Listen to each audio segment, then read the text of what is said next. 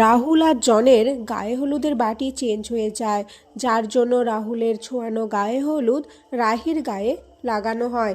এদিকে রাহুলের বোন এটা দেখে চিৎকার করে ওঠে। রাহুলের বোন বলে, আমি আপনাদের থামতে বলেছি, এটা আপনারা কি করছেন? এটা আমার তিতলি বৌদির জন্য ছিল, আর এটা আমার দাদা ভাইয়ের গায়ে হলুদ, রাহি দিদির জন্য নয়। তখন রাহির মা বলে, ও আচ্ছা ঠিক আছে, আমরা এখনই ঠিক করে দিচ্ছি। এরপর রাহির গায়ে জনের ছোঁয়ানো হলুদ লাগাতে গেলে ঠিক তখনই রাহির কাছে স্নেহার ফোন আসে। স্নেহা রাহিকে বলে তার দাদাকে ছবিটা দিয়েছে, একটু সময় লাগবে। রাহি টেনশন করতে থাকে। রাহির বাবা বুঝতে পারে রাহির কিছু একটা হয়েছে। রাহির বাবা এদিকে রাহির সাথে কথা বলতে এলে তখনই রাহির মা রাহির বাবাকে ডেকে নেয়। অপরদিকে রাহুল আর জন বর বেশে বেরিয়ে আসে, আর জনের মা রাহুলের মাকে ভুল বুঝিয়ে সেও বেরিয়ে আসে। এদিকে তিতলি আর রাহি নিজেদের বিয়ের বেশে বসে থাকে। রাহি চিন্তা করতে থাকে স্নেহা তাকে কখন খবর দেবে। এরপর স্নেহা ফোন করে রাহিকে বলে সে ছবি পাঠিয়ে দিয়েছে, কিন্তু নেটওয়ার্ক ইস্যুর জন্য রাহি ছবিগুলো ঠিকঠাক দেখতে পাচ্ছিল না। রাহি খুব চেষ্টা করছিল। এরই মধ্যে জন আর রাহুলও চলে আসে। রাহির মা জন আর রাহুলকে বরণ করে। রাহি অনেক চেষ্টা করেও যখন ছবিটা ঠিকঠাক ক্লিয়ার দেখতে পাচ্ছে না, তখন রাহি একটা ভয়েস মেসেজ করে দেয় স্নেহাকে বলে ছবিটা নিয়ে যেন সে চলে আসে।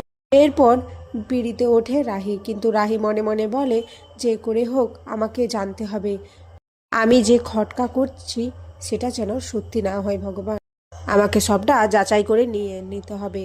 অপরদিকে রাহুল খুব খুশি হয়ে যায়, কারণ তার মনের মানুষের সাথে তার বিয়ে আজ।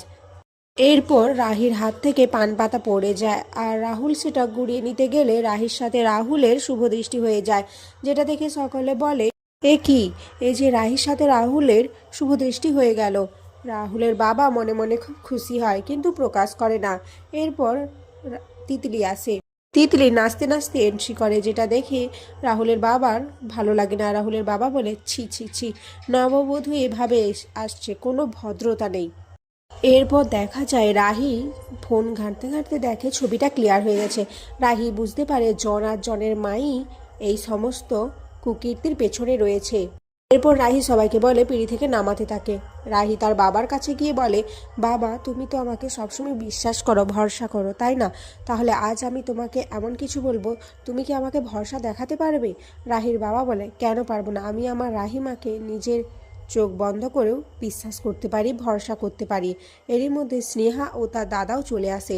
স্নেহার কাছ থেকে ছবিটা দেখে রাহি একদম শিওর হয়ে যায়। এরপর রাহি গিয়ে জনের কলার আর বলে, কি ভেবেছিস তো জালিয়াতি কেউ ধরতে পারবে না? রাহির মা বলে, এসব কি হচ্ছে? তখনই স্নেহা আর স্নেহা দাদা পুরো ঘটনাটা সকলের সামনে তুলে ধরে, কিভাবে জন আর জনের মা বিয়ে ব্যবসা করে ধরা পড়েছিল, যেটা পত্রিকাতে ছাপা হয়েছিল। এরপর একে একে সমস্ত ঘটনা রাহি বলতে থাকে, কিভাবে জনকে সে সন্দেহ করেছিল আর কিভাবে সত্যিটা সকলের সামনে নিয়ে এসেছে। এরপর রাহি পুলিশে খবর দেয়, আর এখানেই আজকের পর্ব শেষ হয়ে যায়।